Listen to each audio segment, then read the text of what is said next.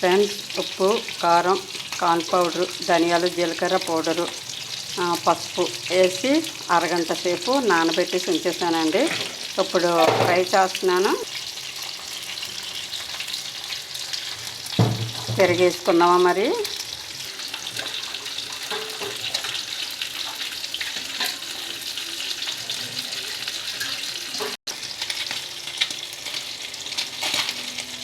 చేప సింగిల్ ముళ్ళు అండి, ఇది ఎక్కువ ముళ్ళులు ఉండదు. చిన్న పిల్లలకు కూడా తొనలు తీసి పెట్టచ్చు. కార అంటారు దీన్ని, కార. పసుపు కార చేపలు ఈ పులుసు పెట్టుకున్నా బాగుంటాయండి, చాలా బాగుంటాయి. వేపుడు చేసుకున్నా బాగుంటుంది, కాకపోతే ఎక్కువ కండగలిగి ఉండదు, కానీ చాలా బాగుంటుంది. బాయ్ అండి.